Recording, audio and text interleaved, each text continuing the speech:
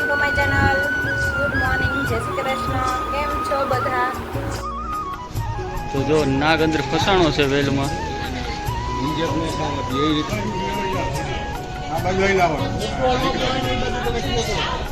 આવી ગયો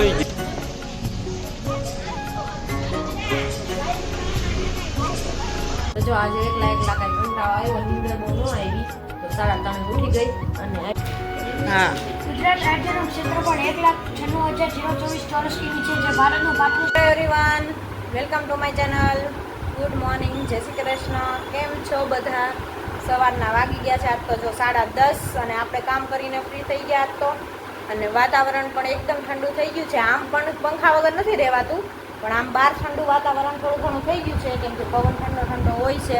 તો અત્યારમાં ઝરમર કોક ફરતું હતું, પણ પાછા આવ્યો નહીં એટલે સારું. જો ન આવે તો કપડાં થોડા ઘણા સુકાઈ જાય.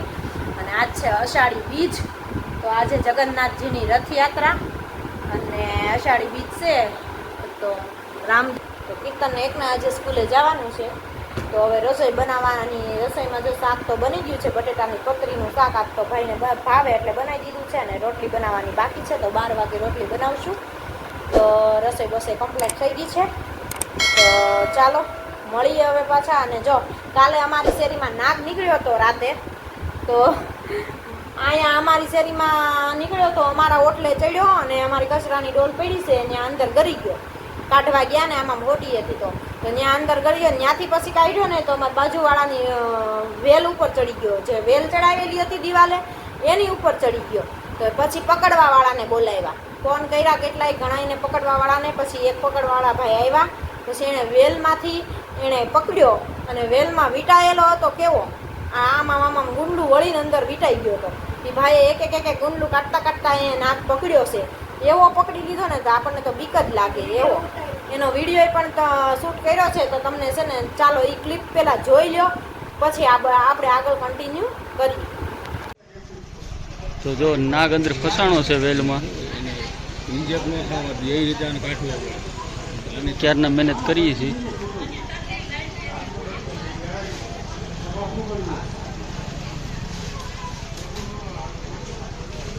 નાગ ભાઈ પૂછડી પકડી લીધી છે, પણ નાગ અંદર આટી સડી ગઈ છે એટલે નીકળતો નથી. એ ભાઈ પૂછડી મૂકી દીધી.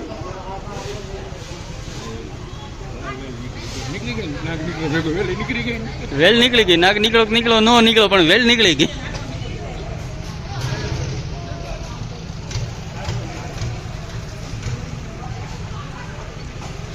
શિવા હતા તમે ભાગી નહીં હગો.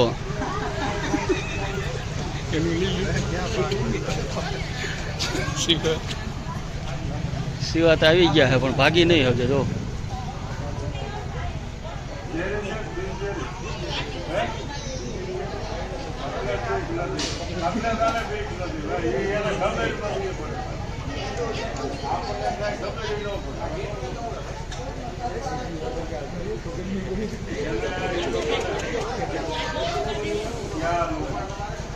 કીર્તન હાલતર જોવો જ.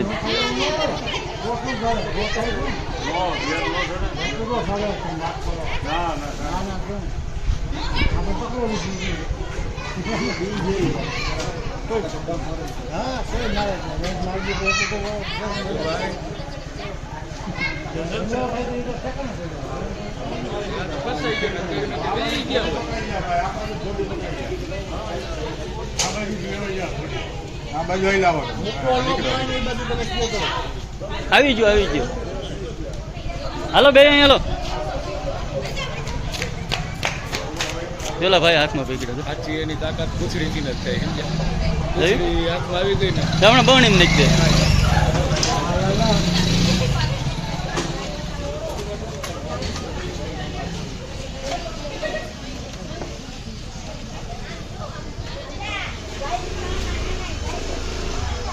હું ઓલો કાળો નાગ હોય એમ જ ઝેર હોય. હા બાકી બીજા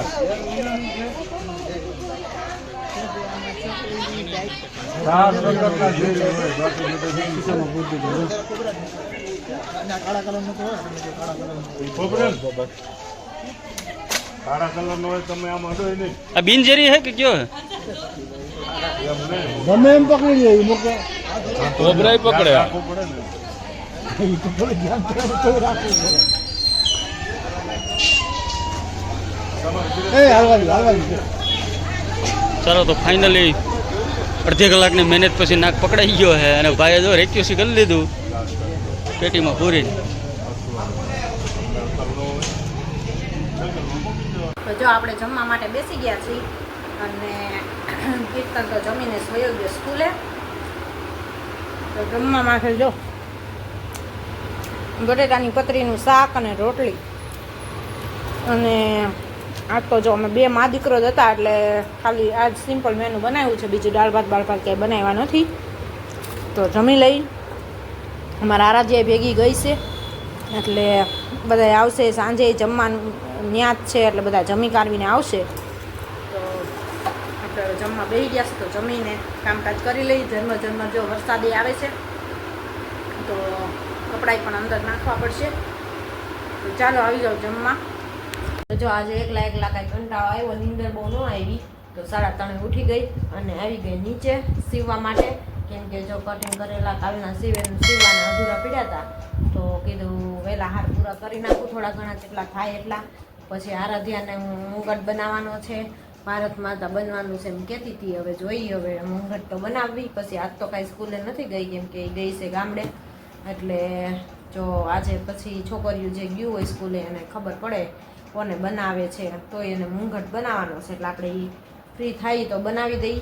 એટલે કીધું કે ચાલો પેલા ફટાફટ થોડા ઘણા જો આ કટિંગ કરેલા બધા પડ્યા છે.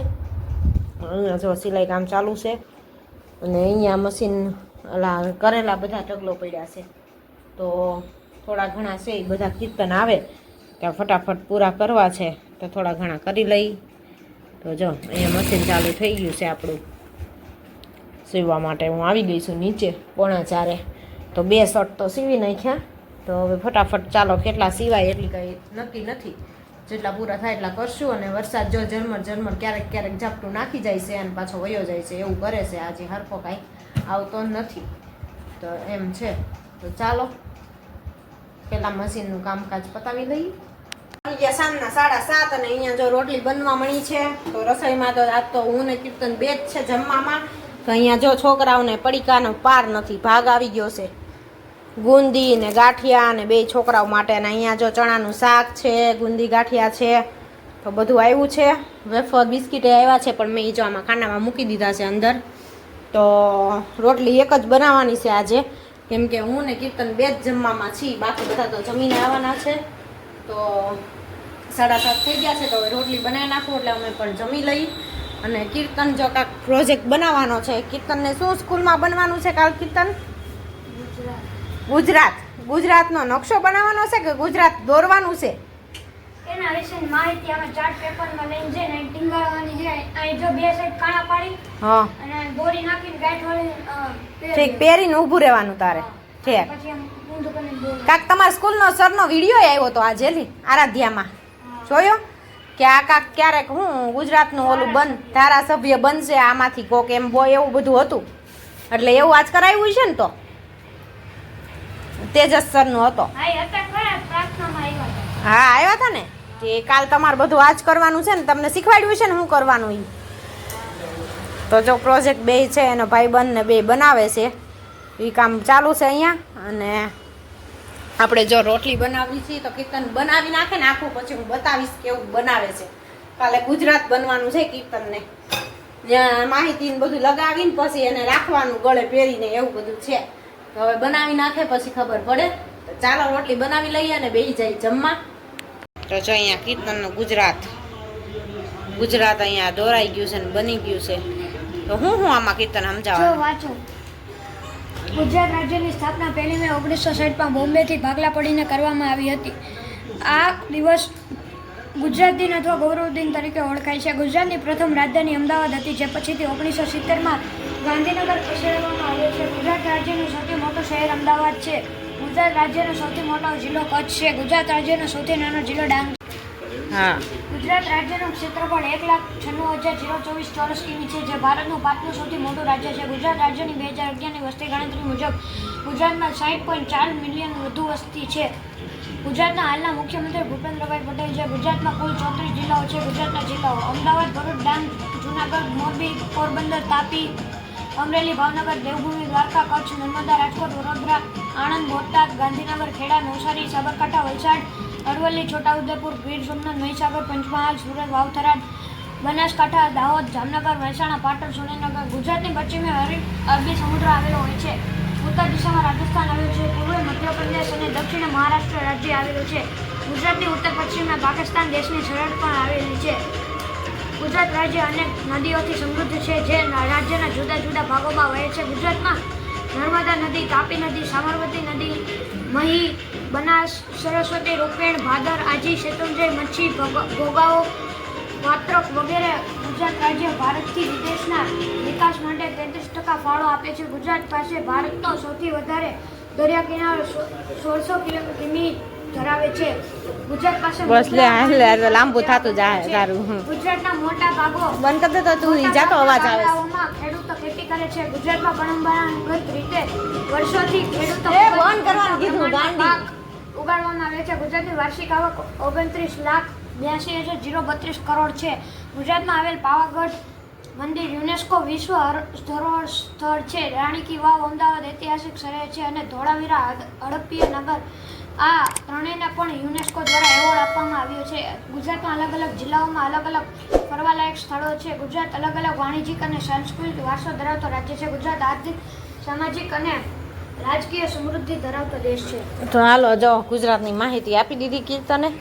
તો અમારા આરાધ્યાબેન પણ હવે ઘરે આવી ગયા છે. તો ચાલો આ સાથે આજના બ્લોગને અહીંયા જ કરશું. લાઈક કરો, શેર કરો, સબસ્ક્રાઈબ કરો. મળીએ કાલના કન્ટેન્ટની સાથે. જય સ્વામિનારાયણ.